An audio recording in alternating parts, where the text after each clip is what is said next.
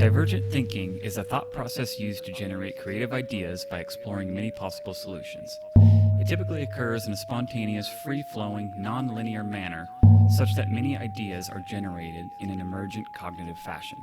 Many possible solutions are explored in a short amount of time, and unexpected connections are drawn.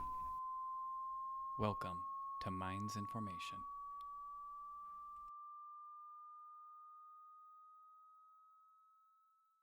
Your intro, and I'm like, oh, that was pretty good. Yeah. I know. I always felt like it'd be way too corny to be like, "Welcome back to the show." You know, I really. Smash that like button, Yeah. like, comment, subscribe, give us 5 stars. I know. Yeah. Ideally, it's supposed to be more organic. Okay, I got you. Yeah. The whole point I wanted before I get into my fun fact of the day, but in my mind, the show would be coolest.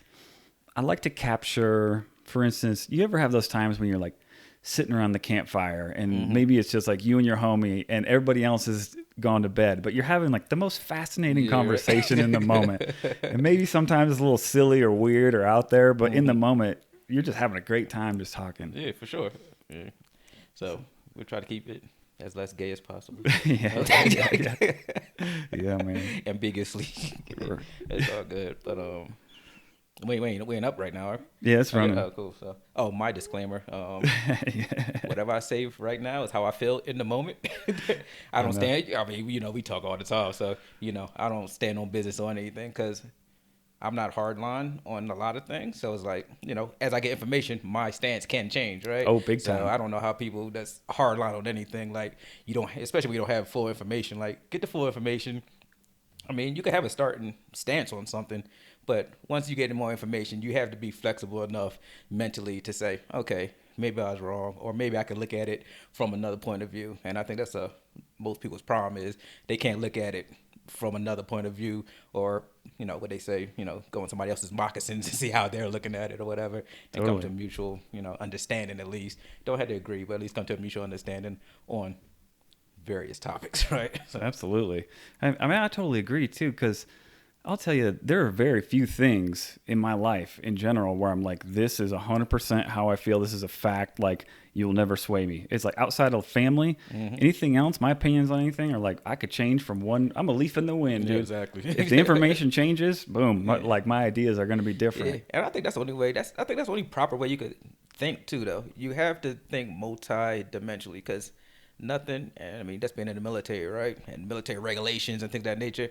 You come to realize that everything is not black and white. There is a little gray area in there where you have to take in all the facts, assumptions, and all the military jargons, things that come along with that to make a decision, a conclusion, and things of that nature. I don't know if you've ever been like an investigating officer on something, right? So enlisted. Yeah, right. So like if you're an IO, you got to get everybody's sworn statements. So when you look at a sworn statement, you kind of see how everybody looks at things from their point of view. So if we just when we talked to Jake, right? Jake had the property thing going on. Of course, I don't know. Can we use names on here? I want to get it. So, of course, the property soldier is going to have his point of view of how things happen. Obviously, the person who's responsible, which is Jake for the property, is going to have his stance or whatnot.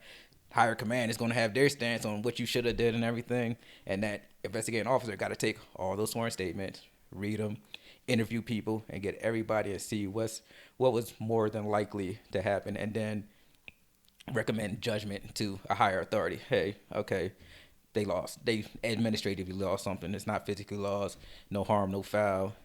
Hey, don't charge them or charge them, whatever. If their responsibility, they didn't do the right thing, charge them. But, in the original statement, you got to look at everything from everybody's different angles because that story is so different. And I think that's why a lot of people like Quentin Tarantino movies, right? Because you kind of get to see, what's the one with Mr. Black and what was that movie? Reservoir Dogs, right? Yeah. So Reservoir Dogs, you kind of got to see it from all the colors of different people's perspective, how they saw the heist going and everything like that. So and everyone is completely different. Exactly. And I wonder how many times, like to your point with investigating, and it would be the same, in the civilian world for like criminal or whatever, but you're just making your best judgment, whether you're the DA or the investigating officer or whatever. And how many times have we seen it go wrong? Because you can be presented with everything, Yep. and you still might fuck it up. Exactly. I mean, we kind of saw some of that with the Diddy. What's that? Yeah. Hot take. I know, right? With the Diddy trial, right? So everybody, you know, that's a war between, you know, defense and prosecution, right? So you're already convicted in the court of public opinion. Yeah. So all I really have to do right now is kind of keep that train going, right? Keep that train going. You're an evil man. You did these things or whatever. Who cares about all the good stuff that you might have did in your career? You did this thing, and that's why I was surprised when the Cassie video came out, and I'm like, y'all had this the whole time. I know. Y'all had this the whole time. Y'all could have got him. Y'all could have got him right there. He's dragging somebody down the hallway. He's kicking them in the head. Yeah. Y'all could have had him done. Last done time I looked, that was a crime. Yeah. That's like pretty significant Yeah. assault. Y'all could have had him out of there.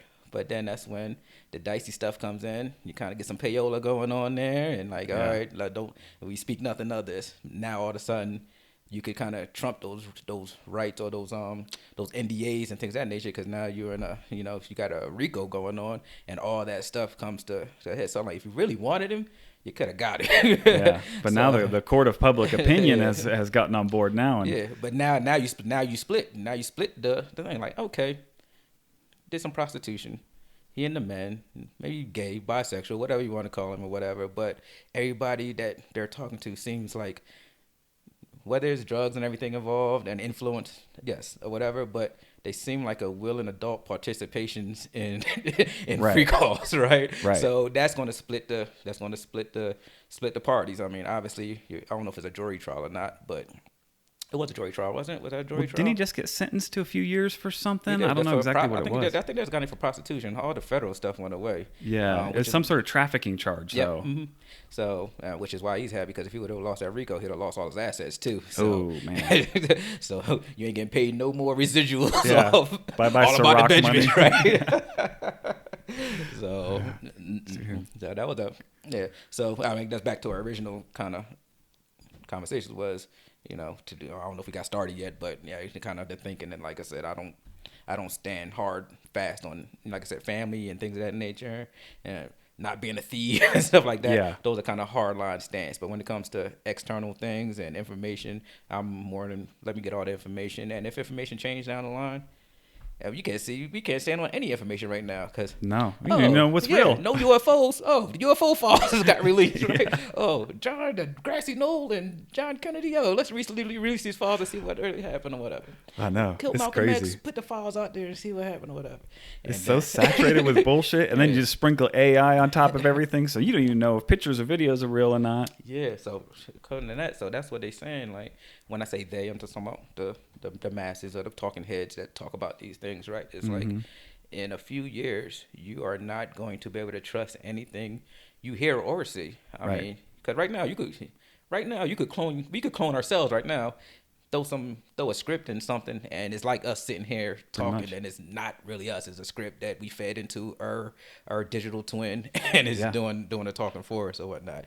So, and with that new Sora, you see the new Sora that came out, Sora, I think. I've been seeing clips, yeah. Yeah, but you seeing how good that stuff is getting, and you did you see the comparison between the like when AI was first coming into the masses and they had Will Smith eating some spaghetti or whatnot.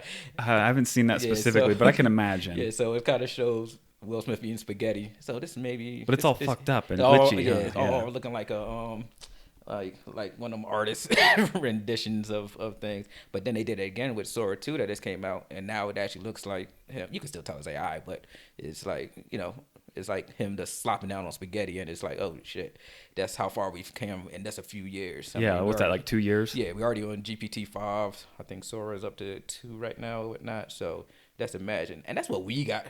So you always got to ask yourself, what does the public have access to versus to what 100%. the people with the mainframes? Yeah, and, the working com- copy or whatever is way stronger. Yeah, because you got to realize our compute power, you know, is going to be, if you got a Apple, you buy highest, probably a Apple Studio, or that's a decked out MacBook Pro or something, a MacBook or something like that. But you got to realize people who got compute power, what they able to do mathematically and video rendering and things of that nature. So, and if I'm saying years, I'm hoping it's years to give us some time to kind of figure things out on the personal front, but you're not gonna be able to trust anything you see. You see. No, it's crazy. And yeah, like you're saying, it's a mad dash for compute. I was kind of talking about that the other day.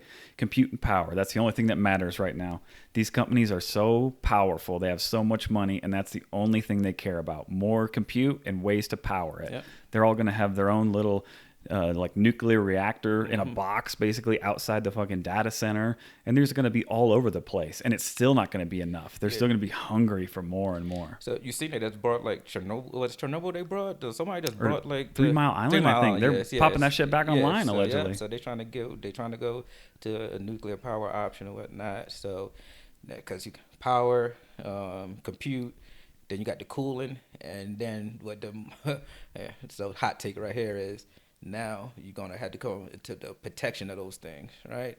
Now, and I don't know how when we say cloud, we talk about server farms, right? So I don't know how they kind of protect them now, but we both been security plus, right? So you got your, hey, it's gonna be more than us electrical fences, bollards, and things of that nature, especially when the military industrial complex is becoming so privatized right now. What's stopping a Microsoft or a Google? Hey, I need some of them anti guns to prop up behind, to protect. Give me a moat. You probably need it. You're gonna need it. You're at a minimum. You're probably going to need drone defense because that would be too easy. A bad actor. I mean, we're seeing what's happening in Ukraine. Somebody could spend $100, $200, make some shitty little bomb and drop it right on the middle of your data center. So you're going to need, drone defense, maybe even bit higher levels of defense, probably dudes armed to the teeth, like next gen camera, motion tracking, like everything. Yeah, the days of your security guard sitting out front is just, as a deterrent. He's out there smoking a cigarette, looking at a Playboy or something, barely paying attention. Let me walk around here real quick with a flashlight. Nah, those days are over. And with the Andurils and and all these other companies that's making pretty high speed. If you ever get a chance, look at like a YouTube Anduril video or something like that. Look at the come on, we talking about Iron Domes for United States. So you don't think that stuff is here already? And if we're gonna put and like I said, it's going to be necessary, right? If we're gonna put because data is the new money, right? Yeah. If we're putting 100%. All our data in, it's not centralized. They're gonna have backups and things of that nature. But at the same time, we're putting all our data in these farms. You gotta protect it somehow. And Barney Fife is not going to be able to protect that level of information. No. So. Yeah, I mean, every data center is going to have a team of Navy SEALs type dudes out there with cutting edge technology. It's wild times.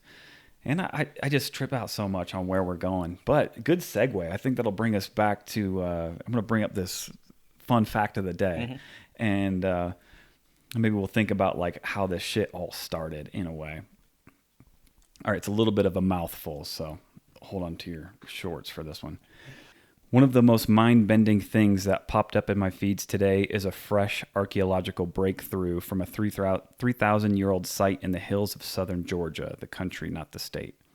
Researchers at Cranfield University re-examined artifacts from Kvevmo-Bolnisi, a spot first dug up in the 1960s, and flipped the script on how the Iron Age might have kicked off. What they found. This wasn't an early iron smelting workshop as previously assumed. Instead, it was a copper operation where ancient artisans stockpiled hematite in iron oxide and used it intentionally as a flux to purify copper ore and boost yields. No iron metal was being produced on purpose. The furnaces were all about Bronze Age copper tech. But here's the kicker. The real dawn of iron working likely sparked accidentally from this tinkering.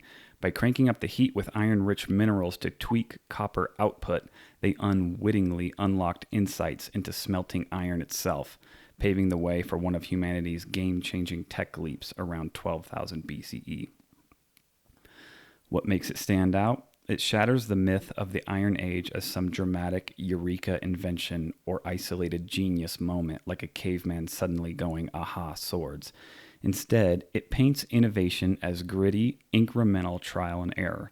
Everyday metalworkers messing around to fix a production snag, only to stumble into a revolution that reshaped tools, weapons, and societies across Eurasia. Why does that hook me? In a world obsessed with planned disruptions, looking at you, Silicon Valley, This reminds us that history's biggest shifts often bubble up from quiet accidents in the workshop. It's a humble nudge. Progress isn't always engineered. Sometimes it's just a byproduct of showing up and experimenting. If you're into ancient tech or the chaos of human ingenuity, that's one rabbit hole worth diving into. But why I said that was a interesting segue is I personally trip out often about the evolution of the human culture and human beings and the species and just how we operate. And with that story, thinking that there's like a copper smelting furnace and they're just kicking out this byproduct that they really don't even give a shit about. And, maybe they use it for these things. And slowly over how many years, like 100, 200, I don't know how many years it took to stumble from the Bronze Age into the Iron Age, which like revolutionized anything. Anyone with access to those products would have immediately been so much more powerful than their enemies that didn't have them. But again, it took hundreds of years. And now we're in this age where in one generation you're having 1,000 times different, like hyper speeds movements in technologies. Everything used to be so slow. Generations upon generations looked exactly like the ones before them and after them. It was all the same shit. And now, 1 or 2 generations ago, the world would be almost completely unrecognizable today. Yeah. So, I mean, I was listening to what you was reading. So, that's kind of the happy accidents, right? But everything comes down to some type of alchemy type situations, right? Or whatever. Fast forward right now is what we have the benefits of. It's not one guy or maybe a small team trying to figure something out. Now I can run models through AI and different mathematical equations, and we got people mapping the human genome, right? So, but if we just go back to materials and alchemy, I mean, all these things are. Do your kids? Let me go a little more Barney level. Your kids ever play Minecraft? Or Sure. have you ever played Minecraft? Yeah. So that's the whole game, right? Let me go get a bunch of stuff or whatnot. Let me make myself a little shelter somewhere. Got my little furnace or whatever, and let me bring my items back and see what I can craft. Right. So it's a bunch of that that what you just read, and now fast forward in the future. Now we could run those. We don't have to find the materials, right? We already unless we find a new material, but we have most of probably the materials that are on the earth now, right? So I could take those materials, put them in simulation, and run a bunch of mathematical models on it and see what I could come out with, right? So again, that's going to get faster and faster and faster and faster. And we'll start answering questions that we don't even know we're asking yet. Like you just stumble upon something with that. Like again, like you're saying, running those types of scenarios, it's fascinating to think like what it could be capable of. Because is it just possible that it could start spitting out its own random ideas that we would never even think? Like it'll just tell us, be like, hey, if you mix these two metals, you could even make like a super metal that now you can travel through space that much easier. It's crazy light. And we wouldn't even have ever even thought to like ask that question. And again, that's me and you sitting here talking about it on mic, but I mean, there's no reason to think that stuff has not happened already, right? Go back to earlier things with the compute and everything and the smart minds that that we have, and human beings are just a curious people, right? Sometimes curious to the fault because one day probably blow ourselves up, fucking with everything or whatever. But again, a bunch of curious people. Now you have the engine to really take if we just go back to the scientific method, hypothesis, test a hypothesis, see if it holds up, retest, and now you could do that damn near in an infinite loop till you get to something that's either standardized or you could tweak kind of tweak your formula. It's just going to keep getting faster and faster until you ever watched not documentary, I don't know if it's a documentary or it was like a Hollywood thing of kind of how they made the atom bomb or whatever. You ever see any documentaries on like the atom bomb? I watched that movie Oppenheimer, and I've seen some documentary stuff on it too. So you see, they took, hey, let's take our brightest mind and lock them somewhere and here's the problem and here's what we need. Y'all figure it out. Y'all not going anywhere. Figure it out. Yeah, so this if is you your purpose. you put 100% attention. Even anybody, if somebody puts 100% attention on a thing, they're gonna come to some type of conclusion. Yeah. They're gonna come to the conclusion that they started with their hypothesis, or it's gonna lead them down to something viable or whatnot. So again, we're just going to get, it's just going to get faster and faster. And it's funny that we're seeing that in our time frame. And I always say that, you know, anybody, so I'm 46. So anybody's in their 40s and below, you've seen the evolution just in your lifetime of video games. You know, Atari sitting there playing fucking Pac-Man or whatever. Yeah. You know, well, first it was a miracle that you got a video game at home. Right. Let's go from Atari to playing Pong, and then Nintendo, a power pad, and a light gun that you could shoot at your TV or whatever. Then you come out with the NES, and then you got the 64, you know, 64-bit ain't shit now, right? But yeah. like 64-bit or whatever. I remember my first, and I still have it. I remember my first MP3 player was, I don't think it was a gig or whatever. Now we have, you know, if you ever, I don't know if you shop for like drives lately, but you get a terabyte drive on a stick now. It's cheap as hell too. Yeah. Right. So, and all your devices are now in one. Like you used to carry this backpack of shit around. You might have a CD player and a camera and an iPod and a crappy old cell phone, maybe even a GPS if you're traveling or something. You got like 18 different fucking things. No, not today. But you know, so again, it's a beautiful thing to see that in our time frame. I think the evolution of a lot of this is probably gonna survive me and you or whatever. It's probably be our kids more kind of get the benefits of those things, no matter how fast it moves. Because even though as fast as technology moves, the human condition still has to move along with that. And I still think we're still slower on integration with things, just through natural fear.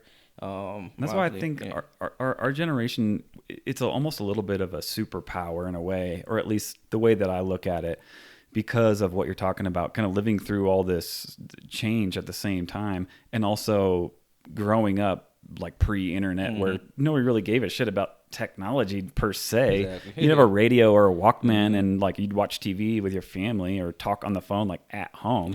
And like technology didn't really matter that much. It didn't dictate your life all that much. No, we are literally 40, anybody in their 40s, 50s, we're the modern day cavemen, right? Yeah. Like we're like, oh shit, you know, like house phones is not a thing now, right? If you don't want it to be a thing or whatnot. So we've seen the evolution as we talking about, you know. So every generation is gonna have. So now we can kind of look like, oh shit, every generation has an evolution. So we saw the technology evolution of. I remember my first computer was a gateway computer. You couldn't go buy it. You had to go order it. I think it was 8 gigs in that thing or whatever. You had to order it, purpose built or whatever, and they mail it to you or whatever. That's the cow computers back then. It was gateway. The cow computers back then or whatever. Yeah. But to see how everything that, and that's not that long ago or whatnot, but to see everything that has come along to as we sit here today is pretty astounding. And again, we have the past history to see that, oh no, that's pretty phenomenal. Yeah. But our kids are looking at it like, what are you talking it's about? Just normal. It's normal. What are you talking about? It's a computer. Calm down. Like, right. But I think, you know, again, like I was saying, like it's a little bit of a superpower. I think we're a little more connected to what do you say, the human condition. We're a little bit better about understanding, like, oh yeah, you got to go outside, you got to take care of yourself. You just can't. Bed rotting all day is really bad for you, you know. Whereas it is difficult for the younger cats that grew up, and maybe, you know. And I'm not like hating on any parents because I was there when it was stressful, but. Kids crying, you just slap an iPad in front of them or throw on YouTube, and then they just grow up kind of like that. And so let me ask you a question on that though. So do you think, are we kind of in that same vein? Are we more resistant to change, or are we more? I think we hit the sweet spot because it all changed when we were relatively young, so we got used to changing along with it. Yeah. And at least me and you, like, we're good examples. Maybe we're good examples of like the positive aspect of changing along because we've kept up with technology and with these tools. We use them to our advantage. So, you know, we haven't become boomers yet. Like we've evolved with the devices throughout our lives. Whereas our parents, they're fucked. Like most of them, for sure. They don't know how to do anything. No. Many of them barely just operating basic shit on the computer. Like my mom's birthday came up. She was like, I think I want a new phone. Like, I'll get you an iPhone. Then kind of when it came to pull the trigger, she's like, nah, I'm gonna just keep I'm gonna hold what I got. I know what I'm doing. My font big enough so I can see it or whatever. I don't want to go there. Yeah. Whatever. But when I say resistance, also, do you think So do you think? Let me firm this. But do you think we have a duty to our children to make sure that, hey, no, there's an outside. Do you see that tree? That's an organic thing that you need to get familiar with and touch and feel versus always being in game lobbies and online and because that's a double-edged sword, right?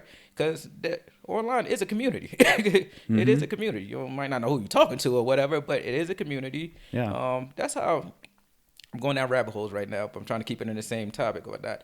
I can see how somebody could get radicalized. If you're in an echo chamber of everything that you might had a seed of thought in your head. Totally. I don't like this or I like this. You could find 1,000, damn, 1,000,000 other people that has that same stance and get radicalized because that's all you is in that echo chamber and everybody's supporting your little seed of thought that you had or whatnot. And especially if you're not, what we just talked about, you're not looking at the counterbalance of your argument of, no, hey, look at this situation this way too. So you're not just going down the black hole of your own thought or whatever. So especially if the physical community is absent. Yeah. Because I think that community is the antidote to that happening. If you have good relationships in your life, and for the most part, not everyone, but I think for the most part, if you have good relationships in your life, a good community, you feel like you belong, you've got friends and family, it's going to be really hard to get sucked into an internet rabbit hole where you're like, yeah, everything does suck, because you'll have that kind of counter balance, like we were saying, like a little bit like back in the day where like, yeah, we hang out in real life and we go over to our friend's house and we all sit down and have dinner together. And when I realized I watched all these shoes and like, oh, he got radicalized or this, like I could see somebody getting radicalized and going out and going on a mission thinking they're doing the good of the group or whatever or whatnot. That's why even when my kids when they were younger, again, my kid's 16 and up now, but when they was younger, I would sit and make sure I watch YouTube with them. Let me see what the hell you watching, right? Because really, I don't trust any grown man who targets videos towards children, whether the video games, the puppets, and things like that. I'm like, oh, you're grown. Like, what are you doing or whatever? Yeah. I ain't knocking your hustle. I get it. That's the population or whatever. I mean, we watch Sesame Street, right? That's grown people or whatever. So I get it. But at the same time, why is it your target population? But let me watch it. And sometimes I would watch these videos, and you know how if you're YouTube, if you don't have it set to not go to another video, it's going to start going places, and it's probably go some places that you don't want to go. So I would watch like YouTube with my kids, and they would go to videos with like Mario puppets and stuff, but it's like profanity and like sexually suggestive things with toys, right? Yeah. So I'm like, what? So that's why public service announcement. Make sure you watch it. You're checking your kids' YouTube.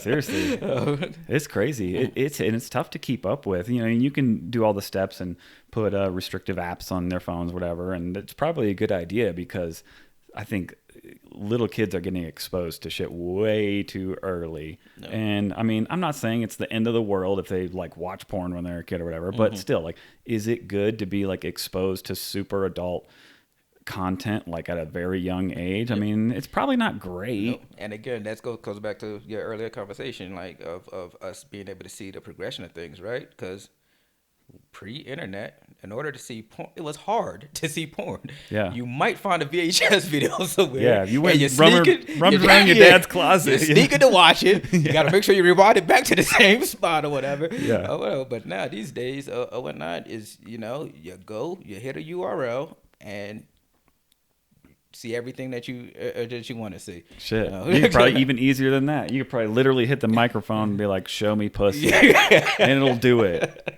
It'll probably do it. So, so I know we're going down deep technology. So I'll listen to a couple of your are we good on this topic? I'm about to ask you a question. Sure. It's just a scenario-based question. Yeah. You know how I like to do these at the cube talk type thing. Yeah. So I'll listen to a couple of with your two previous episodes or whatever. Good episodes, by the way. Thank you. And so I want to ask you a question. Mm-hmm. So if Bezos got his dick ship together, or Elon, what's Elon's big fucking ship called? What's the Starship, right? Starship. So let's say everything goes to fucking shit, right? And the mutual defense with the nuclear becomes mutual destruction. Everybody got their nukes pointing, and they're gonna hit the button. but the dick ship ready and the fucking Starship Enterprise thing is ready, and they say, "Hey Matt, we got a spot for you. Are you going down with the Earth ship?" And they say, "Hey, it is what it is. Maybe I survived a nuclear fallout, or you can go around on the dick ship." Earth ship all day. Earthship all day. I mean, if it was further along where there was more shit going on, but it's like where are they gonna go? You gonna go just hang out in orbit? You just gonna chill on that bad boy? Like, do you have anywhere to go? I mean, if there was hope for something, I mean, yeah, I'd potentially take off, but there's nowhere to go. So I'd just rather peace out than slowly suffocate. And I think that where lies the problem is because I think the ships will they're already conceptualized and built, and I think they'll just keep iterating and getting better and better. But I don't think taking people out to places is not going to happen in our lifetime or whatnot. But I think if that was to happen, yeah, I'm on the same with you. I'm going down with the Earth, whatever. Yeah. Hopefully we've been trained for this already through zombie movies, and Walking Dead and things like that. All right, get your guns up, I think a lot of guys have like just a little bit of an apocalypse fantasy too. Apocalypse porn and shit. How would I do if it's zombies, meteors, whatever, nuclear holocaust, and you're scraping by, picking up the remnants, and there's marauders everywhere. You got to try to protect this. You found this blind girl, and you're like trying to protect her for some reason. Oh shit, the Prius! Well, I got a fucking Prius right now. Yeah, gotta go. But I think that's the fatal flaw that's gonna happen if you could, because you'll end up going space mad. Like, we already can't. If you probably. Mr. Beast got a good video, and what he did was put a bunch of people in a container. It was a container. They gave them stuff every day, but they never turned the lights off. So they never turned the lights off, and then like they would every couple of days they'll bring something in and say, "Hey, give up some of your money and you could have a Snickers bar." And people was doing it. Totally. Hey, you want a TV? Give up some of your money, you could have a TV or whatever. So again, I think it's not going to be, we're not at the point of like a deep space, I don't know if you're a Star Trek guy, but a Deep Space Nine or a Challenger where we could go to holodecks and things of that nature. Not even close. No, you're going to be on a ship, like a C-130, sitting there all day, looking like, it'd be horrible. What are we going to do? Hell absolutely horrible. Event Horizon on that moment. You're like, big time. Even if, let's say, you could fast forward into the future, however many, 25, 30, 40, 50 years, and Elon's dream came true, and there's a colony on Mars. Maybe it's partially underground, you got domes or whatever, but even that, like, imagine being at the work building, and that you live in that for the rest of your life. And if you want to go outside, you got to put this crazy ass suit on and drive around in this fucked up desert that'll kill you if you take your helmet off. Hell no, dude. I'd rather just say peace out, Yes, I was listening to your other episodes and talking about, kind of life, other places and things of that nature. But I was like, I always think about, I think I'm at the point in life and age that I know some things are not going to happen in my lifetime, and I gotta kind of go. I gotta be accepting of that. Hopefully, even when we talk about technology advances, right? It's like, man, I'm not gonna. I probably won't see. I know they got a Neuralink, but I probably ain't gonna see the full-fledged 10th iteration of a Neuralink where anybody could get it. Right? It's probably not gonna happen in our lifetime. But it's just like I said, it all comes back. I know we harping on technology, but everything is starting to lead towards technology. And I think technology is going to be, it's been our greatest asset, but it's kind of, I want to sound morbid here, it could be our greatest downfall also. It could be. So let me ask you for a prediction here then. All right, so let's just assume we're just going to keep trucking along. Automation is just getting more and more powerful, ChatGPT, and all this stuff starts to become realized. ChatGPT gets so strong, it is just killing white-collar jobs left and right. They're dropping. You're any type of accountant, whatever. If your job is to be on a computer fucking around with Outlook or Microsoft products, you're gone, dude. Like anything, coding, anything, like it's all automated. Not to mention, like, the factories are now automated as well with robotics. So you don't really need anything in industrial work or manufacturing or anything like that. The last thing holding out would be like I don't know, manual labor, little odds and ends, but the job market is destroyed. The security guard. Yeah, pretty much. We're all security guards for the robots. Yeah. We're all just security guards against the other security guards. Yeah, what do you think that looks like? Let's just say it's 15 years from now or whatever, and this is happening. Are we on UBI? Is the government doing a good job, or are people fucking collapsing because they have no purpose? Like, what do you think life looks like? And I think Hollywood is trying to show us those things now, or whatever, to try to get us mentally ready for those, or whatever. We have these conversations before at the job, so definitely universal basic income, social welfare, whatever you want to call it, because for that part, you gotta have. If I'm making all this shit, who's gonna buy it? Who's gonna, who's gonna? Yeah. So I need that money that's going to be a circle jerk, right? Right. I'm going to build this stuff. I'll bring my margins down because I got something that could work 24/7, not get tired or whatever. But I don't have anybody to buy the output. So I got to have some universal basic income so I could just get the profits. The profits coming from the people, right? Get the profits. That's going to be a big circle jerk of fucking funds, right? The same way that's kind of going on right now in the economy right now. Sure. And whatnot. So you got a universal basic income. I did see some... on the positive side of that conversation was maybe folks can get back to, again, now I got my time back though, right? Right. So maybe we get back to more of the holistic things, the acting and the theater, and things of that nature, things that that a blood and bone thing and the creative mind has to do, right? Because we're still, I mean, you could go AI actors all you want.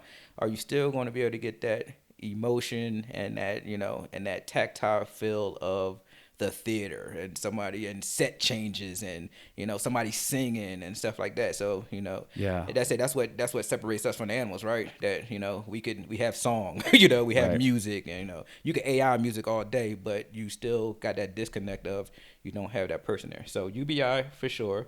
Again, you might get some of your time back, so there might be some benefits in that. I don't think most people want to work anyway. You're working for money. 95%. Yeah, exactly. You pay 5% that. Hey, if you do what you love, you never work a day in your life. Like no, 95% of people are not doing what they love. You know, when I see the person at Dollar General checking out my stuff or whatever, they didn't say when they was a youth and doing their little. Hey kids, today write down your occupations. I guarantee if you look at the 5 things they put down, it wasn't a clerk at fucking dollar store, right? That wasn't on their vision board. Exactly. So it's like most people are not working. They're working to keep a roof over their head. Hopefully you might got some benefits with insurance and things of that nature or whatever. But the majority of people are not doing what they love. So maybe if I free up that BS, now you might do some stuff that you love, because now you don't have the fear of losing your what I came in here talking about. Hey, no, you got a shelter, like what you talking about or whatnot. Now I know my shelter is covered. Hopefully your health insurance or something is covered like that. So food, clothing, shelter, right? And sometimes you could do without clothing because we got too many clothes as it is already. So food, shelter, and then if I don't need transportation because I don't got to go to work every day, okay, it's food and shelter. If I have those 2 basic needs, now I can start exploring my dreams or my entrepreneurial endeavors or whatnot, because the things that I need to keep fear out of my household and out of my mind are taken care of, because the robots are taking care of fucking putting Amazon fucking thing in a package and getting it out to me, right? So I watch the news every day, so I'm just trying to see that's where everything is going, and we're going to get to a drone is going to come right there. You're going to order something from Amazon, and we got the Amazon, we got the fulfillment center right there. Yeah, they're going to pick it up from there, fly it right over here, drop it right on your front door there, and go from there. So but the one problem is I think a lot of people are again kind of rocked to sleep, man. It's just going to be, and that landscape is changing so fast. They're going to be like, oh, where'd my job go? We already see it going on right now. Hey, government shutdown. Guess what? We're gonna fire some of you too with that. You're not coming back. Oh, and we're not gonna pay you. We're not gonna pay you or whatever. So people gotta be able to get their mind right and get ready to pivot whenever is that time to pivot. 100%. I agree. We're gonna need a lot of those programs. It's gonna be required. It'll just have to happen. I think that'll become very obvious, whether it's some type of, national profit sharing model because these tech companies become like so insanely wealthy, or UBI, or some sort of system that feeds into each other, something like that. I've definitely heard them talking about profit sharing because they're like, how can somebody own like all of the power in the world, like all of this computer, whatever. It's going to be insane. But anyways, however that looks, but it's going to take time. I think it's probably going to be real messy on the way there, or partially messy. There's going to be some hiccups, and you're going to have people just losing jobs, and there's not immediately going to be programs. Like, it's not going to be all stood up yet, because it probably won't be stood up until it's like a fucking crisis. I mean, there's a couple of states right now that's doing UBI or whatnot, so I would do some research on that. I think we've been tested already. That stimulus, no disrespect to anybody who lost anybody, COVID and anything like that. And we was, obviously we was at the same unit when that happened, whatnot. But we've been tested, and we know that if we talk, let's we're using synonyms here, right? UBI, stimulus, whatever. Call it whatever. It's something that you ain't working for, or they giving it to you or whatever. We know what's going to happen with the money. It's going to filter right back into the pockets of the companies in the top, right? So again, they're like, oh, that was just a little, let me take our notes on the human condition and how they do. If we give them money or whatever, it's going to come right back to blow us it anyway. immediately for the most part. Yeah, so it's going to come right back to us. So then again, that goes back to my statement of it's just going to be a circle jerk of funds. Give it to them, they'll give it back to us. So never-ending toilet flush. That's all it is, and that's why. Now you got money all over the place with the digital currencies and things of that nature, and then the dollar that's being debased so much is just, and it's gonna be interesting. We'll be in 2025. It's gonna be an interesting run to 2030. It is, and it's wild how quick it can go tank. I mean, what happened this last Friday? Just China is sending out letters to these different countries about making these deals, and Trump's like, oh, fuck no, we're talking about tariffs again. We're going to tariff the fuck out of you. And the market goes, crashes. Yeah, the funny thing, and so, obviously I've seen that happen, and I'm like, what's going on? Because of the tweet, right? 100% tariffs, whatever. But when you think about, a lot of people don't, even me, like when I had lunch the other day, I don't care about technology. I don't care how many minerals and things it takes to make that computer, right? And a lot of people don't, right? So when you say that, what the minerals called they bitching about? The rare earths. Yeah. Well, you talk about rare earths. I'm like, what the fuck is rare earths? Like, what are you talking about? Whatever. But the people don't know how their batteries are made, right? Right. They just know it's made or whatever. They don't know what alchemy. They don't know what products it takes to make that end thing or whatever. So and that most of it does go through China. And I think there's some arguments that, like, our own climate nonsense laws, like, we have access to some of those minerals in the States, but we've been bogged down. Maybe we should open some of that shit up. There's like a huge lithium deposit out in the middle of fucking nowhere in Nevada. And you know what the middle of nowhere in Nevada looks like? A wasteland. So go get it. Who cares? Yeah. And it's like, and I was watching the news, and you would take that with a grain of salt too. These news cycles these days, but it's like a lot of those rare earths are used. You're using China rare earths to make your munitions. So it's like, like what's really going on? So that's crazy. And again, I just think we're so economically intertwined now. Anyway, I don't think we're gonna. We gotta see how this play out or whatnot. But I'm sure it'll be fine. Like, he'll tweet in a couple of days after a few business days. Oh, we had a great phone call. We have a great understanding. Trade is going to be awesome. So let me put my economic tinfoil hat on that. You don't find that funny that shit keep happening or whatever? Liberation. So I kind of started noticing it during COVID that was obviously the biggest fear, and we're talking about like a fear and greed index or like volatility. So everything tanked or whatnot. If you had money and you put all your money during COVID bottom, you can't tell the bottom, right? But if you had some money on the side and you put a big chunk of money, you probably 3x'd it till today. And we talking about 2020 to 2025. Totally. Liberation Day, that was April 9th.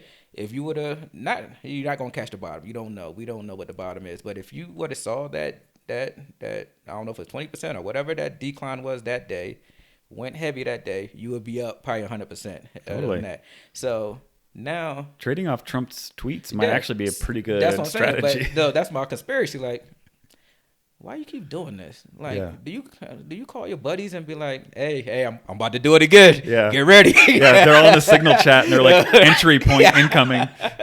I'm about to do it again. We gonna end this year up. Trust me. Yeah. That's when I do these things. Make sure.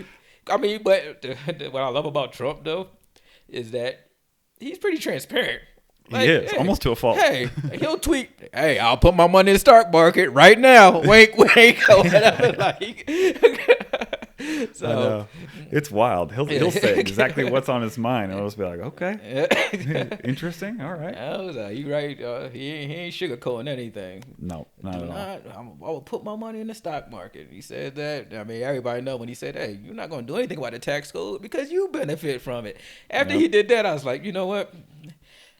I got you. I got you. So I'd like to think he's like trying to do shit that makes sense, though. You know, I don't understand politics a whole lot, but I think he's trying to do shit that makes sense because whether you love him or hate him, he's a great businessman. Mm-hmm. And I think he's looking at it from that perspective. And we do get fucked over. Like, why are we taking care of the whole world constantly? And yeah, we've created our own bed in that way.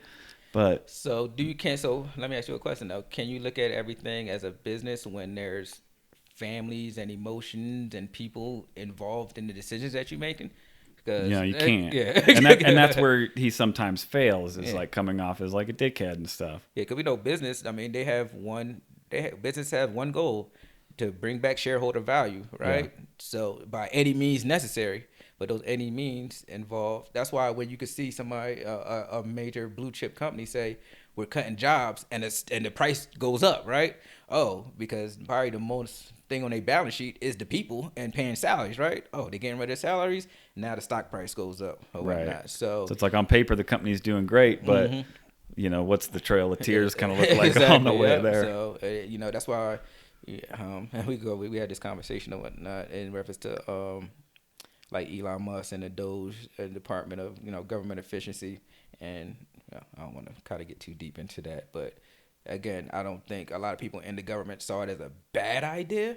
Executed a little raw, yeah. But again, you see the bloat. I mean, we all see the bloat. I think everyone knows about it, unless you just got your blinders on. You see the bloat, but again, you gotta realize that's how the government runs off a bloat. Like, you got to keep. We're talking about infrastructure. Obviously, you got an infrastructure responsibility, whatnot. But you got a responsibility also to keep your. Even though we talk technology and we're technology managed, your job still as a as a nation is still to keep your people somewhat equilibrium, so you don't have the overthrow of the government, whatever time frame you want to use, whatever government that is, right? Totally. So you can't be let them eat cake, right? You gotta kind of. I feel like we do fail at that sometimes, and it's crazy, just like medical, right? I'm not necessarily saying socialized medicine is the answer, but it seems like whatever has happened between, call it the medical industrial complex, between all the medical businesses, pharmaceuticals, like insurance companies, whatever. Why does shit cost that much? Like, it is fucking stupid. It is insane. And then you go down to Mexico and you're like, oh, up there it costs you like $50,000 for this fucking garbage. Go down there and you pay $2,000. You're in and out the door, no questions asked, and you got the fucking same thing. Like, and that's just one example. Then you talk like food prices and like low wages, and I don't know. You can start tacking on that. For a lot of people, I think they do think like, dude, we're just getting fucked over all the time. And we are, so on the medical front, and I have no super working knowledge on this. I'm kind of in the kiddie pool on how like medicines work. But again, you're talking about IP. I spend all this R&D to create a pill to do something or whatever. I hold that patent for a number of years. So that's what happened with Shkreli, right? Mm-hmm.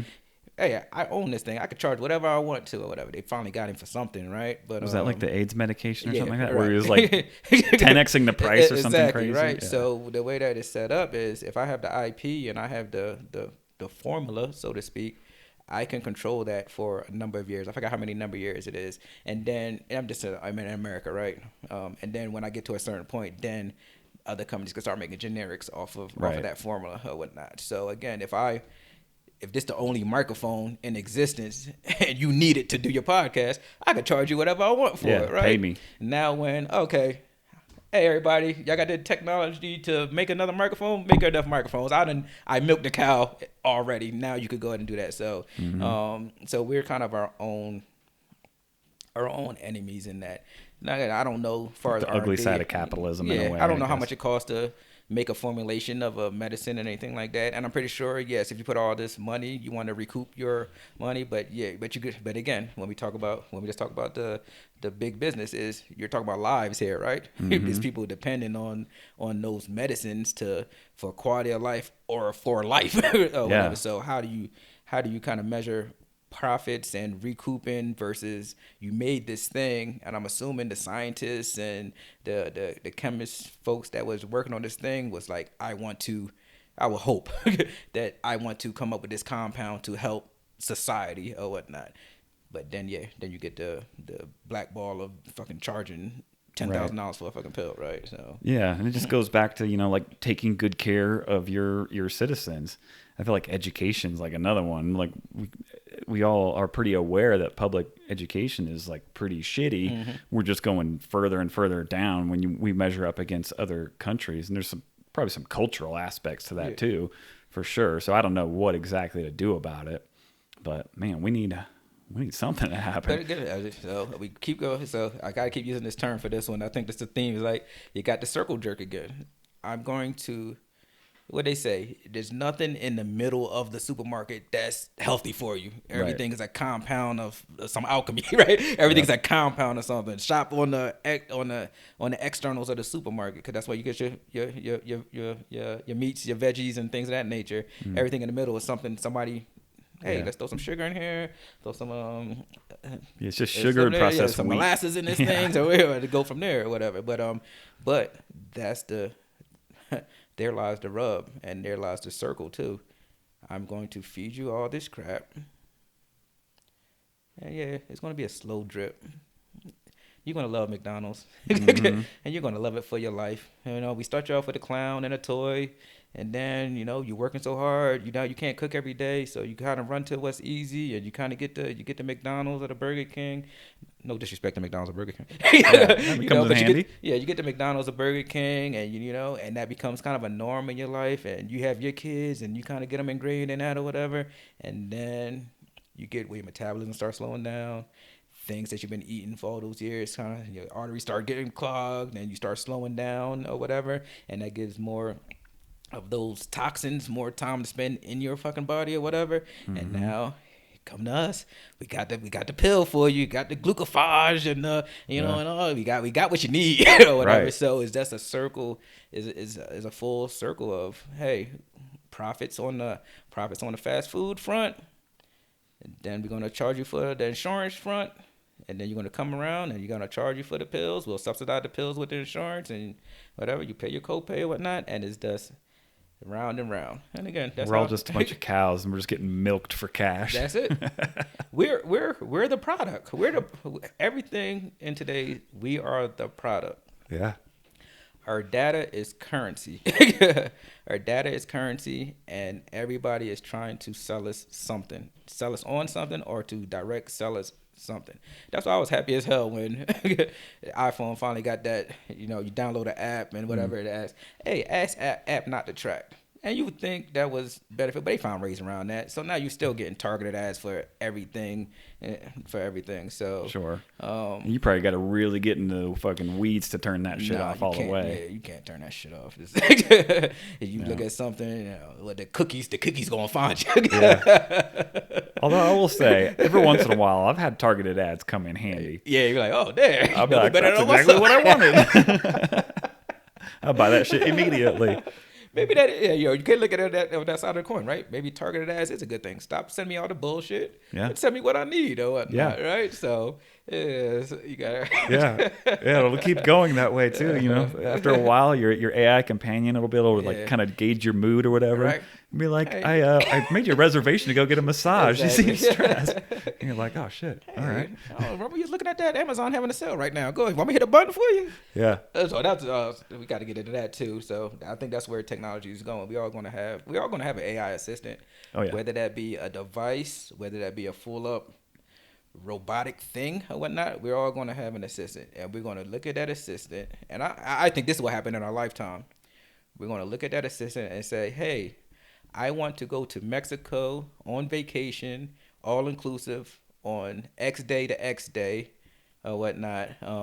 Give it a little couple extra little flavors of what you like. Hey, no kids. What they call the ones? yeah, like adult only. Yeah, adult only or whatnot. Oh, you're trying to swing. Is that yeah, right? Make sure they have pineapples in there. It's pineapples, right? Upside down pineapple. That's what it is. Make Yeah. sure they have pineapples in the logo. So, but you're going to be able to say you're not going to get on your computer and let me go to Expedia.com and do all that bullshit. No, you're going to talk to your assistant and say this is what I need, and they're going to come back with some courses of actions. They're going to come back with some codes and say, hey, here's what I have for you. Hey, give me 2. They're going to have access to all your bank accounts and all your information, whatever, and they're going to book everything for you, and they're going to send you your boarding passes or whatnot. And you're going to go off from that. We're going to see that. We're going to see that in our lifetime. Yeah, that's right around the corner because you can already do the first part minus them doing the booking, but the planning, and it does a pretty damn good job. I've used it to build travel itineraries. And just like you said, I said, this is what I want to do. This is my priorities. I want to see some cool nature stuff. I want to see some like local history, make it efficient, make it make sense so I can go in like a cool loop. So whatever, plug all that in. And it spit out a product that I say was 99% complete. I might maybe tweaked 1 or 2 things. And I was like, damn, thanks. That's actually perfect. I'm going to do exactly what you said. Yeah, exactly. Yeah. So, and then, and now it's getting even... Because you use Grok, right? So I use ChatGPT, right? So it didn't even at the end of the output it to ask you. It kind of gives you a little nudge. Hey, I could do this for you too. Yeah. You want me to make this into a bullet point, or you want me to do a full like little itinerary for you? So it's like really, we talk about obviously we from a Google generation, right? Well, let's go back even further. We're from a MapQuest guy. Hey, I need to get A to Z. Print out the thing, ride, trying to follow MapQuest. Now you got, this technology, and where we're going is where we all, I think we'll see that we have it now. Like, I got the Meta glasses and everything like that. We already have AI assistants, but it's going to get to the point where I don't have to pull out a phone. I don't got to get on a computer to do something. I'm going to ask it to do something, and I'm going to get an output that I could utilize. And I actually look forward to that though. Yeah. That's part of technology that I'm looking forward to. I'm here for it. One of the things I get scared of is, I guess, a little bit of the whole Matrix thing. Right now we have like the Oculus and stuff, and in the VR it's cool.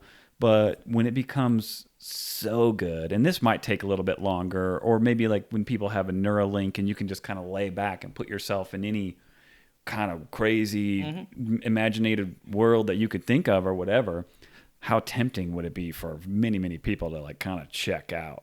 So, because it already is. So confession, I'm a semi-heavy VR user. AR is AR. It's AR VR right now. So I've been through the 3 iterations of the Quest device or whatnot, and this latest one, and again, it's kind of the human condition. I don't think it's for everybody, especially it's some motion sickness involved in that and everything. Yeah, that happens to me a little bit. So, but if we're talking about a meeting that I'm going to a cubicle to go on a Teams meeting, you could literally build an environment with a table that you ain't got to spend thousands of dollars on or whatever, with the table, with your AI avatar, and have a meeting. Right. You could do that right now or whatever. So that stuff is just going to get. And does it look like realistic? Like, does it look like you, or is it like kind of cartoony? So it's cartoony. Yeah. It's cartoony, right? And I think they're doing that deliberately, right? Okay. So this thing right now, I mean, I've built an AI twin. You could do that right now. I forgot what the site called. Go there, you read a script or whatnot, and you have a version of you in AI. So you could do that right now. But the VR, so let's go VR AR. So VR right now, the immersion is still a little cartoony. Obviously on the consumer level. When I use it I do workout programs on there. workout. Some like go play Tetris. It's like brain games and things of that nature. Sure. It's pretty good on that. I don't do a lot of the high kinetic. Got to move around and do things like that shit. But like table games, Tetris, workout. Like they got this Les Mills program on there that I use, and like boxing programs. I use that on it almost at least 4 or 5 times a week. Okay. And then you got so that's doing the VR side. So that's I'm in an environment that they built. Right. Then you have AR, which is augmented reality, where if I put the goggles on, I could have a TV screen right here, but I can still see you. I can see everything in this room because everything is going to be built around this room, and they'll map your room so you're not bumping into tables and everything. Well, I mean, you don't even map the room. You're going to be able to see the room, so you could get up and walk around and do everything and not take the goggles off. It was with the same goggles. With the same goggles, yeah. Okay. But that's where we're going, and I will see this in our time also, because Meta just came out with the Meta displays. So now you have a pair of Wayfarers, and you could have a screen in there, right? Mm-hmm. So that technology is going to bridge, and they're going to get it. Obviously, right now it's going to be the size of things, and obviously making sure that people not tripping and falling and trying to drive with these things, and the safety issues and the regulations that you kind of got to get to hurdle. But we're going to have that AI and AR.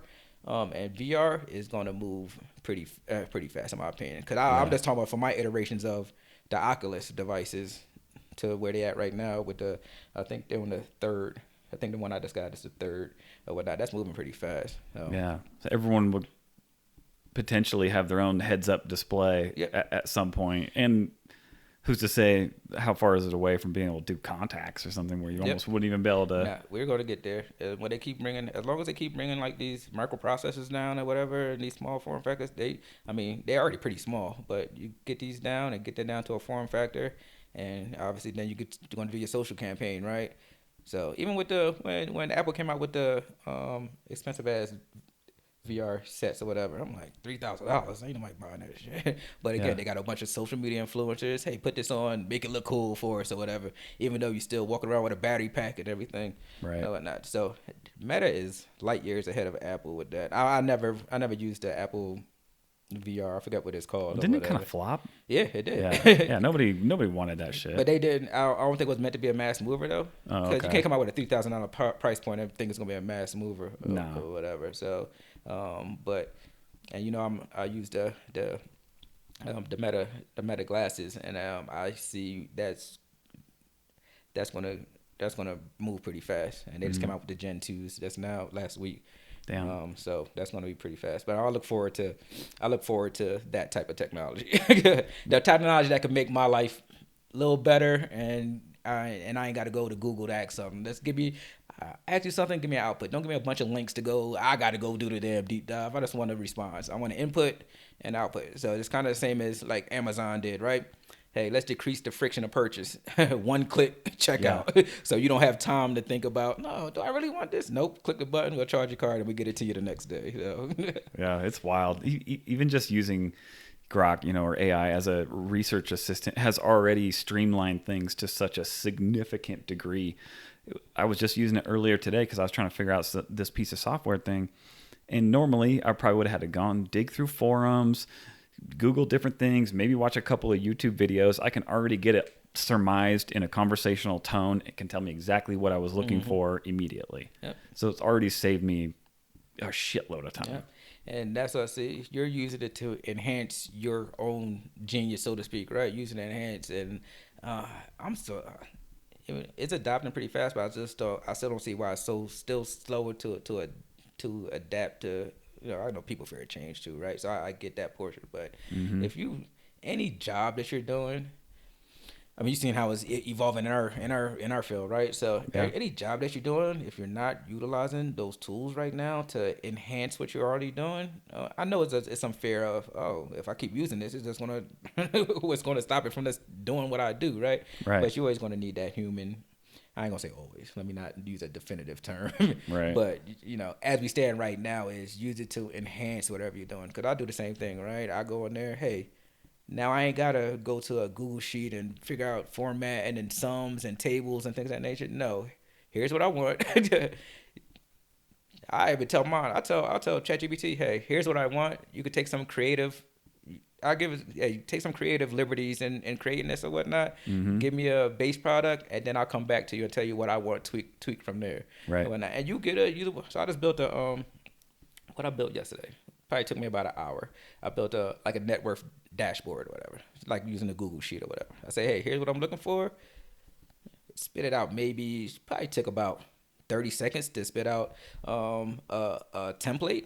Throw it in Google Sheets, look at it, and now I used it to increase what I need to do, because I didn't even have to go back to ChatGPT. I know enough of Excel or Excel language. It's Google Sheets, but it's still Excel language, right? I know enough Excel language to do whatever tweaks that I needed to do, and I made a full-fledged product without having to go through a YouTube rabbit hole, teach me how to do a subtraction. Yeah. How do I command this cell? Exactly. Yeah. It's really like the only thing people got to learn if they aren't using it already is there is a little bit of a small learning curve on just how to prompt. Yeah.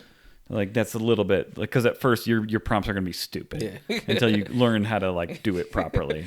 I think everybody should start stupid, right? Yeah. Hey, what's 5 times 5? To see if you actually get something back, right? Or whatever. Like, asking something. I mean, that's when I started off. I was asking. I have one thread in my ChatGPT threads or whatnot that just says random questions, and I use it as Google. I'm not sure how Gronk does, but if you do too many things in ChatGPT, you'll have a long list of queries that you asked it. So when I know I'm just asking a one-off thing, I'll just go to my random questions query and ask it the question, and just get the output from there. Now if I'm looking for something specific, like if I'm doing my newsletter, I'll write my newsletter, and again, I don't want a robot language, right? I'm going to write it. I'm going to ask, hey, I'm going to give you this. Keep the word count. Make it more concise. Don't take out any it's conversational, so don't take out any of the puns or jokes or whatever like that, and it does it. Whatever. Now I have a clean product that I could cut and paste out of there and put into my product, right? But I'm not using it to say, hey, give me what happened in the market this week or whatnot. No, that's cheating. That's cheating or whatnot. But when we talk about a research driven, that's why I think all kids need to use it as research. Don't ask it to just write a paper. Don't just have it do it for you. Yeah. Like that's just stupid. Like you're not getting anything out of that. Right. Know the material, even if you don't know 100% of the material, but that's what it's going to help you with. Now help me. Hey, here's what I know. Tell me what I need to kind of focus on in reference to have a better understanding of X topic. So, ChatGPT is just not an advertisement for ChatGPT or OpenAI. But the large language model and those things are definitely, as we stand right now, I see it as a benefit to society. And, I do too. I think the whole thing is a benefit. It's easy to kind of get caught up in thinking about the Matrix or Terminator 2 or whatever and think about all the bad things that could possibly happen. But I'm pretty optimistic in life in general. And thus far, all these things have made my life easier, because kind of going back to what we originally were talking about, pre-internet, and you just came home when the street lights came on, to now my life, and I would say my power, like the things that I'm capable of, has only gotten bigger and stronger and more reliable. I mean, I couldn't do any of this shit back in the day. I couldn't just hop on my phone and trade in the New York Stock Exchange. Yeah. I couldn't just record a video and send it to my friend on the other side of the world. So from my perspective, it's badass. The funny thing is, you bring up like the Matrix. So I went back and let me go back today. That's one of my favorite movies. So let me go back today and see. It's kind of like even with music, like you kind of listen to music and you get older, your vocabulary get a little better. Like, oh, that's what they're talking about, especially like rap lyrics. You're like, oh, I get that scheme now. Yeah, finally get it. Right, because I have more data in my brain for that, right? So, but I go back and watch The Matrix, and I was like, oh shit, they was planning this the whole time. Come on. Agent Smith, like or whatever. It's already agents in the which come and how we kind of live our lives or whatnot. So that Matrix thing was already kind of showing us, not to sound super fucking conspiracy theory and tinfoil hat, but if you go back and look at it, like, damn, that's where we're going. That's where we're going. And right now you're agents in like ChatGPT. So ChatGPT has agent mode. Like you could get it to do stuff or whatever. So, and I going down the sci-fi rabbit hole. Me and my kids went to go see Tron yesterday. Mind you, I haven't seen Tron since the original Tron in the 80s or whatever. So I'm not a big Tron. I've never been a big Tron fan. Was it any good? It was good. It was actually good. If you're into sci-fi. Yeah. I think sci-fi, you need to have a little backstory to fully enjoy the movie. You got to have a little backstory of Tron also. Okay. But it was literally them taking the... I'm gonna explain this all fucked up, but like the bits in a server, like the data in a server, and manifesting it in the real world. So what they was trying to do was they built a security software inside their servers, and they could manifest it external world. But the problem the ultimate multiplexer. Exactly. So yeah, exactly. So they had lasers, and they'll build it in the real world, but the problem is it can't hold up more than 29 minutes. So at the 29-minute mark, it just turns back into bits, and they end up reconstituting back into the server or whatnot. And the whole thing is trying to figure out how to keep. So you kind of had the dichotomy of things. So one company, and like I said, Hollywood always trying to teach us something, right? Yeah.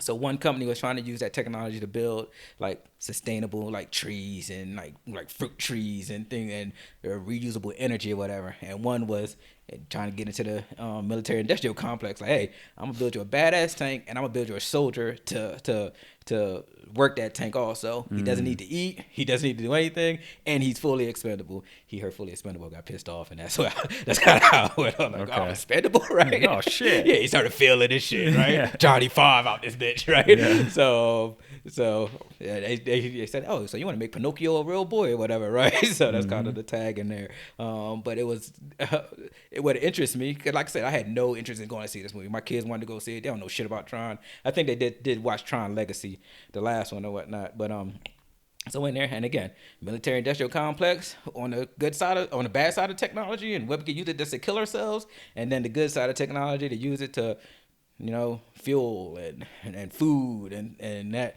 And so it was a good conceptually, and where we are today in society, it's pretty good.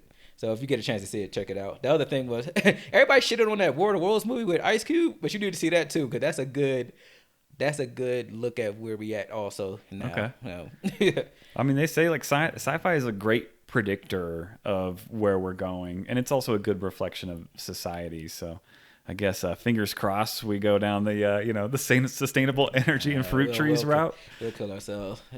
We'll scorch the sun, as they say. I know. I'm sure we will eventually.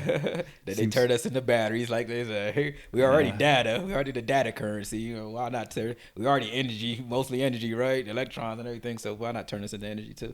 Yep. The robots. We're the robots. The robots' batteries. Well, hopefully it holds together at least for the rest of our life. Yeah, I think we're good. But, like, hey, sorry, kids. Like, good luck. I'll be thinking about you from the other side. When they start that cyborg program, you might want to make sure you get into it. Be one with the technology. Be an early adopter.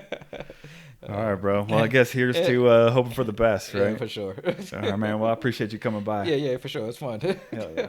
I talk hella fast, so if I talk too fast, you listen too slow. Yeah, I know, right? Catch up. Thanks for listening, everyone. Please make sure to like, comment, and subscribe. It really helps the show out. See you next time.